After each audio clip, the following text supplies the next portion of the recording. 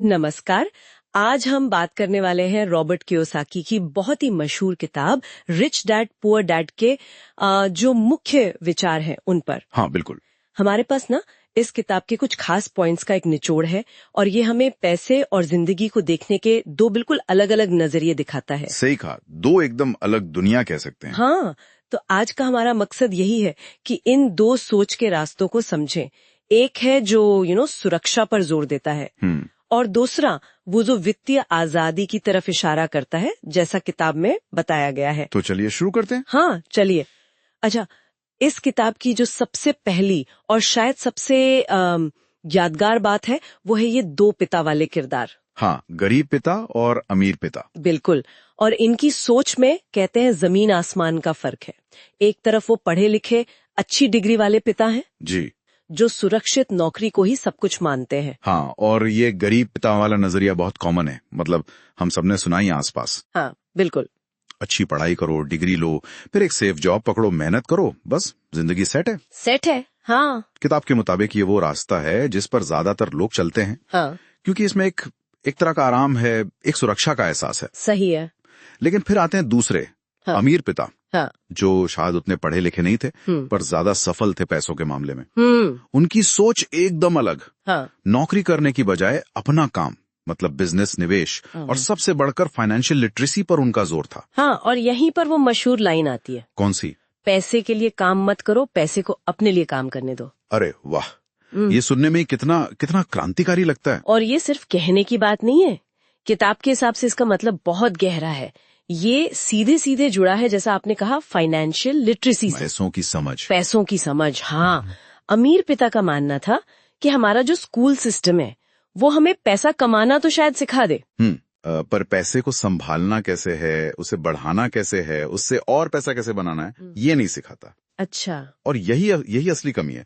सिर्फ कमाना काफी नहीं है, उस पैसे की समझ होना वो सबसे ज्यादा जरूरी है। तो मतलब सिर्फ सैलरी घर लाना काफी नहीं है, नहीं, बल्कि ये जानना भी उतना ही जरूरी है कि उस पैसे का करना क्या है।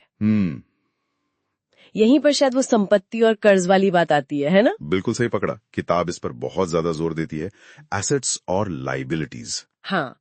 आसान भाषा में कहें तो संपत्ति यानी एसेट वो चीज है जो आपकी जेब में पैसा डाले, और कर्ज यानी लाइबिलिटी वो जो आपकी जेब से पैसा निकाले। अच्छा, उदाहरण? जैसे अमीर पिता का फोकस हमेशा संपत्ति बनाने पर रहता था। कोई ऐसी प्रॉपर्टी जिससे किराया आ रहा है वो संपत्ति है। स्टॉक्स जिनसे डिविडेंड मिल रहा है, या कोई बिजनेस जो आपको मुनाफा दे रहा है, ये सब संपत्ति है। ठीक है। जबकि जो आम सोच है वो अक्सर लोगों को कर्ज की तरफ ले जाती है। जैसे बड़ा घर ले लिया जिसका बड़ा लोन है, हाँ, ईएमआई जाती है। हाँ, हर महीने पैसा निकल रहा है, या महंगी कार ले ली लोन पर, ये सब कर्ज हैं जो पैसा चूसते रहते हैं। ये तो बड़ा दिलचस्प है। हाँ। मतलब एक ही चीज जैसे घर किसी के लिए संपत्ति भी हो सकती है अगर उससे कमाई हो रही है, बिल्कुल, और किसी के लिए कर्ज अगर बस उस पे भारी लोन चुका रहे हैं। हाँ, तो ये तो पूरा नजरिया बदलने वाली बात हो गई। हाँ, नजरिया। और नजरिए के साथ साथ किताब माइंडसेट पर यानी मानसिकता पर भी काफी बात करती है। जैसे पैसों को लेकर डर, नौकरी छूटने का डर, पैसा डूबने का डर, ये डर हमें अक्सर रोकते हैं। हाँ, ये तो होता है। अमीर पिता की सोच थी कि डर लगना स्वाभाविक है, पर उसे अपने ऊपर हावी मत होने दो, उसे कंट्रोल करो। अच्छा। अगर फेल हो गया तो? किताब कहती है कि ये सोच आपको कभी आगे नहीं बढ़ने देगी। ये डर वाली बात तो वाकई काफी अहम है, क्योंकि निवेश करना हो या अपना काम शुरू करना हो, रिस्क तो उसमें होता ही है। होता है। तो किताब क्या कोई रास्ता बताती है इस डर से निपटने का? मतलब कैसे करें? देखिए, किताब सीधे तौर पर कहती है कि डर को इग्नोर मत करो, उसे समझो और फिर हिसाब लगाकर जोखिम उठाओ, जिसे कहते हैं कैलकुलेटेड रिस्क। Calculated risk. और ज्ञान मतलब नॉलेज और अनुभव से डर कम होता है। फाइनेंशियल लिटरेसी यहाँ भी काम आती है। जब आप समझते हैं कि पैसा कैसे काम करता है, निवेश कैसे काम करता है, तो आप बेहतर फैसले ले पाते हैं और डर कम लगता है। सही बात है, ज्ञान से डर कम होता है। हाँ। और शायद इसी से जुड़ा वो विचार भी है कि शिक्षा का असली मतलब क्या है। किताब में एक लाइन है, मुझे याद आ रही है, शिक्षा का उद्देश्य है सीखना कि पैसा कैसे काम करता है ताकि आप उसके गुलाम ना बने। क्या बात है। ये लाइन वाकई सोचने पर मजबूर करती है। हम अक्सर डिग्री को ही पूरी शिक्षा मान लेते हैं, है ना? हाँ, सही कहा। किताब पारंपरिक शिक्षा की बुराई नहीं करती, पर यह जरूर कहती है कि वो अधूरी है। अधूरी है। हाँ, अगर उसमें पैसे का मैनेजमेंट मतलब पैसों की समझ शामिल नहीं है, असल शिक्षा तो वो है जो आपको सोचने के काबिल बनाए, स्वतंत्र रूप से जीने के काबिल बनाए, ना कि सिर्फ एक अच्छी तनख्वाह वाली नौकरी का पुर्जा बनकर रह जाने के लिए तैयार करे।